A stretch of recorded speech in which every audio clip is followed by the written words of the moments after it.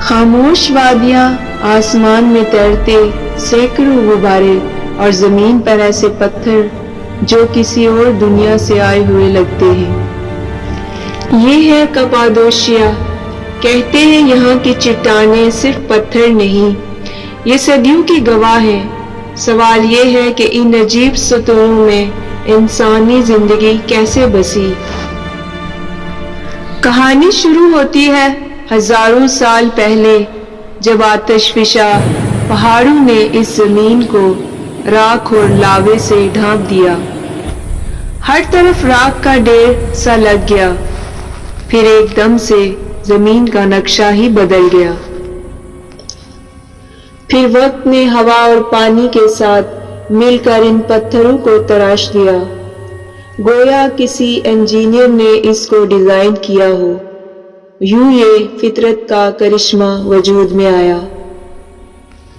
وہ مخروطی چٹانیں جنہیں دنیا فیری چمنیز کے نام سے جانتی ہے، ایسی ساکھ جو کہیں اور نہیں ملتی۔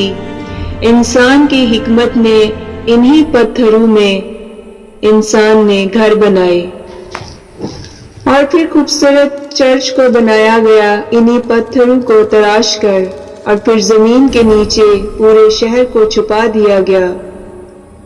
اب ایک نئی دنیا بسا دی گئی۔ جب خطرہ آیا تو زندگی زمین کے نیچے چلی گئی۔ ریورز رازوں سے بھرا ماضی، ڈینیکو اور کیماگلی جیسی زیر زمین شہر جہاں ہزاروں لوگ برسوں زندہ رہے۔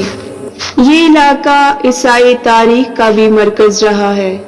لوگوں نے چٹانوں کو خوبصورتی سے تراش کر خوبصورت چرچ بنائے، اور دیواروں پر خوبصورت اور قدیم نقش نگاری کی گئی جو آج بھی موجود ہے، اور یہ آج خاموشی سے اپنی کہانی سناتی ہیں۔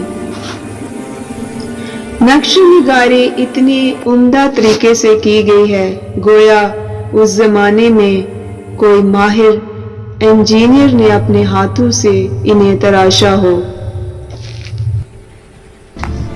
پھر وقت بدلا اور کپادوشیا دنیا کی نظروں میں آیا۔ یہاں صبح کے وقت گرم ہوا کے غبارے آسمانوں کو رنگوں سے بھر دیتے ہیں۔ یہ نظارہ بالکل ایسے ہی معلوم ہوتا ہے جیسے کسی ایک باغ کو مختلف رنگوں کے پھولوں نے چاروں جانب سے گھیرا ہو اور اس کی خوبصورتی ہر جانب بکھری ہو۔ ایک خوبصورت منظر جب اوپر آسمان، نیچے تاریخ اور درمیان میں انسان جو آج بھی اس زمین کے سحر میں گرفتار ہے۔ کپادوشیا صرف ایک سیاحتی مقام ہی نہیں ہے، یہ فطرت، تاریخ اور انسان تینوں کا مشترکہ شاہکار ہے۔